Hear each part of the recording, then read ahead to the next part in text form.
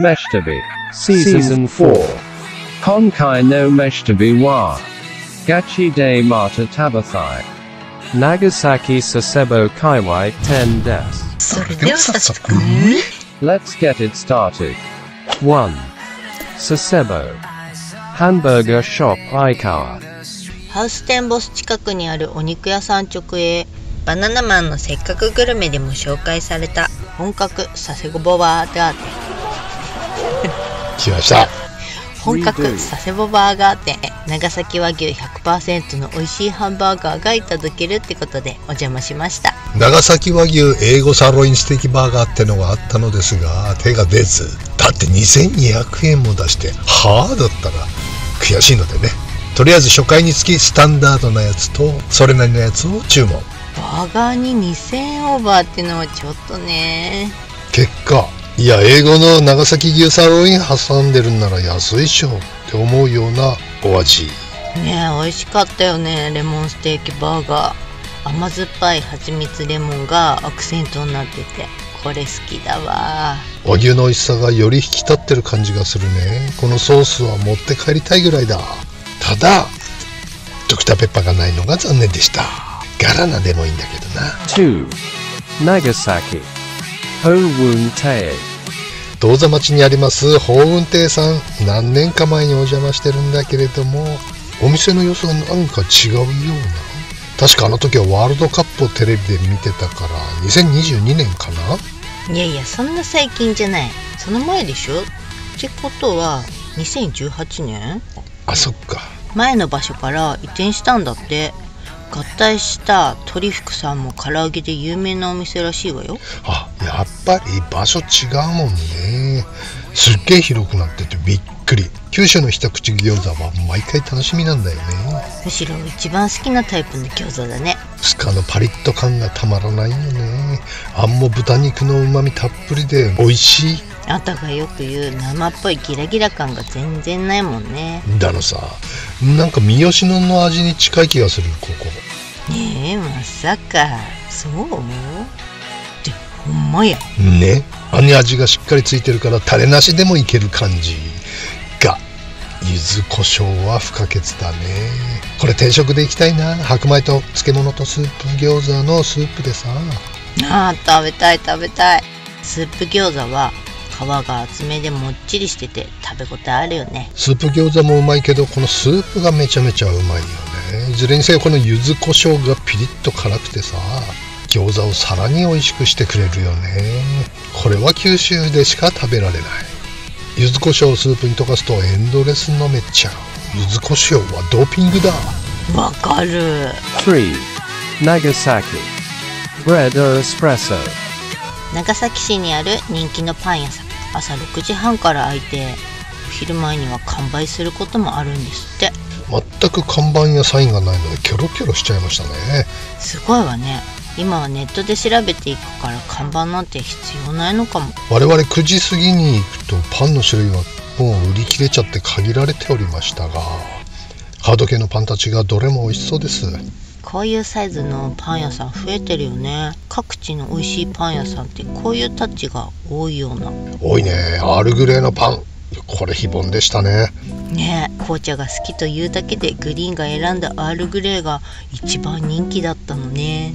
一見ハード系なのかなと思いきやスコーン寄りのおやつっぽい作品。この感じはここでしか味わえない美味しさ。いつも食べていたいやつ。まったくだ。 4. Shimabara Torino Shiraishi イオン島原店にあります唐揚げ専門店。大人気ですね。お正月だったのでってのもあると思うんですが、正月特需次々買いに来るじゃないですか。唐揚げ10人とか9人前とか8人前とかも次々と買いに来るのね。大家族なんだね。混雑時は20分ほどお時間かかりますってことでイオンブラブラして待ちましょう。待ち時間に見つけたお団子屋さん。美味しいお団子は後ほど5で入ってきました。イートインスペースも小さいけどあるので熱々の唐揚げ弁当をいただきます。しっかり味の染みた唐揚げ美味しいですね。表面カリッと中から肉汁ジュワー。これは米に合う。北海道のザンギよりも塩っぽい仕上がりかな。皮目のカリッとがしっかりとカカカカ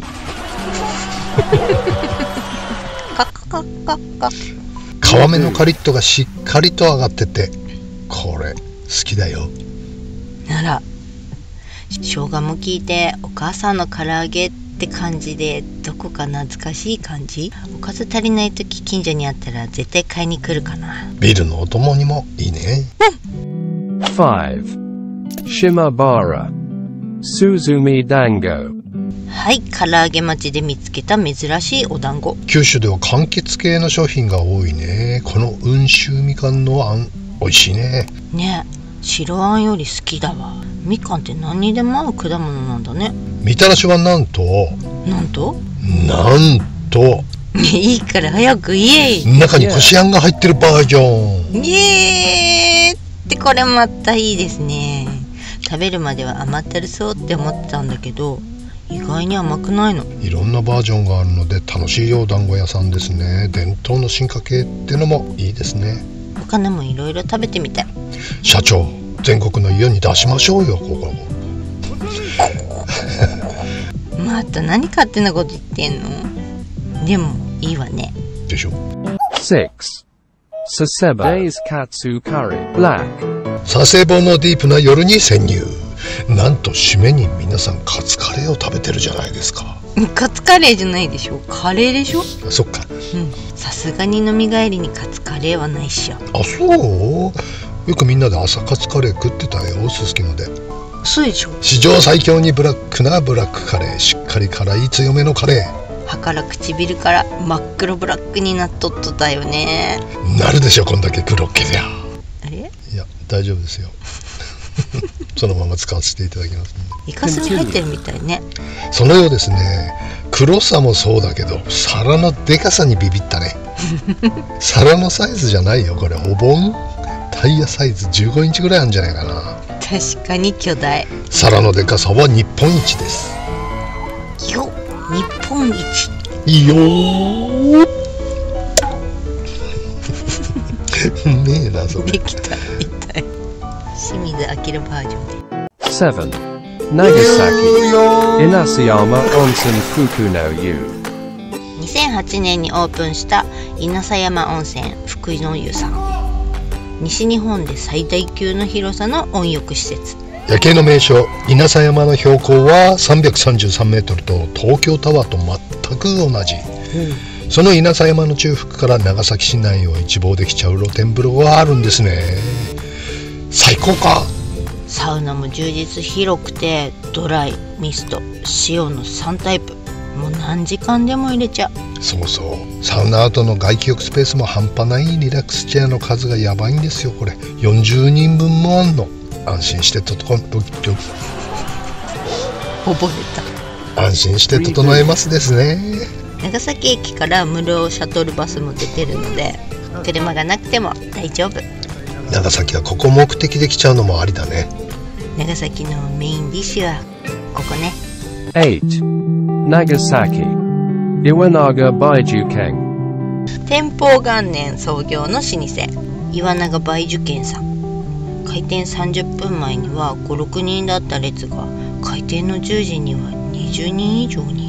すごい人気だったね。人気の長崎カステラは受注生産で販売されてるそうで、ネット予約の場合は最大5ヶ月待ちだそうだ。5ヶ月待ち？店頭で購入しようにも取り置きはしてないのよね。そうなんだよね。1日に作られる本数もまちまちなので、地元の人でも買うことが難しいんだそうだよ。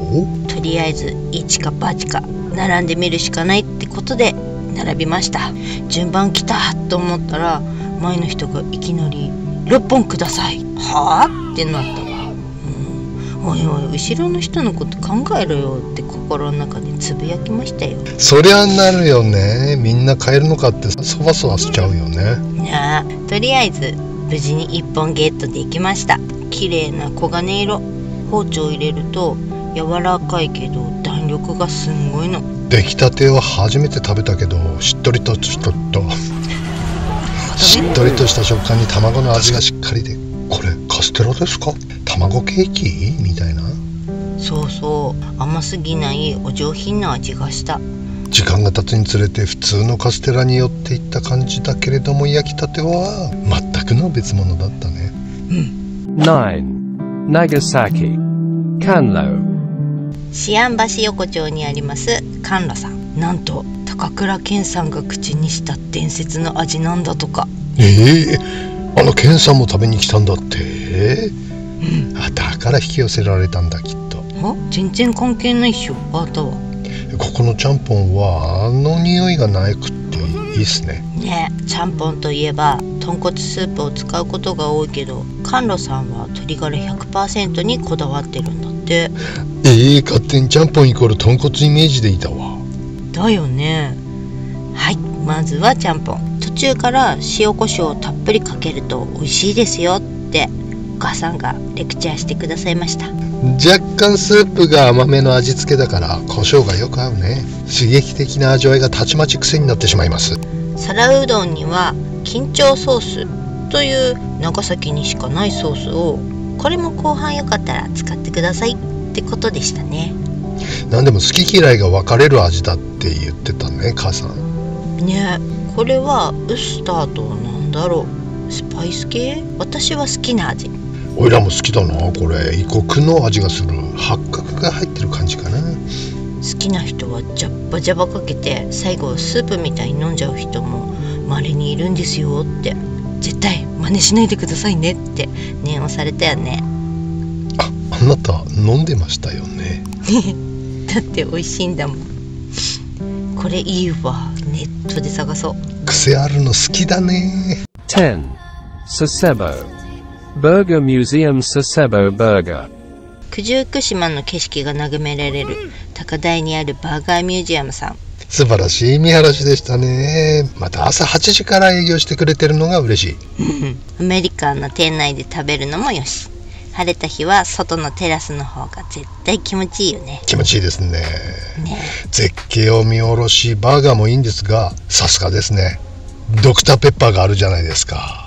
出ました、ドクターキ違い。ところでさ、佐世保バーガー佐世保バーガーところで佐世保バーガーの定義ってどんなの？調べたら、オーダーを受けてから作り始めるのは大前提。本社が佐世保にあること、そして素材に関してはフレッシュな生野菜が使われていることと、オリジナルソースが入っていることっていうのが必須条件なんだそうです。結構ざっくりな感じだね。そう、このソースじっくり煮込んだトマトの旨味が引き出されてて美味しいね。佐世保の伝統、甘さが癖になるマヨネーズもたまらまさんですね。たまらまらまらまら。でもここは味どうこうより天気の方が大事かな。確かに景色が一番のごちそうだね。天気を見て訪れたいわね。Jakaino Meshitabi wa Gachi de Mata Tabathai. Imasugu ni Japan Babo Hen des. Otanoshimini. See you soon. やっぱりどうやら九州は柔らかいが好きなんですね。ラーメンの麺もうどんもお米も全部柔らかく出てきますね。最初のうちはたまたま失敗したのかなと思ったらけども、こんだけ食べ歩いててね、全部柔らかいからきっと糸なんでしょうね。硬いと硬いって言われるからそうなってるんでしょうね、きっとね。不思議だね。ああ、そうだね。日本でこれ結構珍しいんじゃないですかね。初めて思いましたね、これね。前来た時感じなかったね。ご飯をそんなに食べてないもんね。米食べてラーメン、うどん、ちゃんぽんばっかりで、麺ハンバーガーとね、今回結構ご飯を絡めていって、お米が柔らかいのにちょっと驚きました。やわいはやわいで好きなんだけれども、ちょっと硬いのもあってもいいのかなと。おチャーハンとかするとき大変じゃないのって思うんだけど、そしてあの匂いですよ。はい。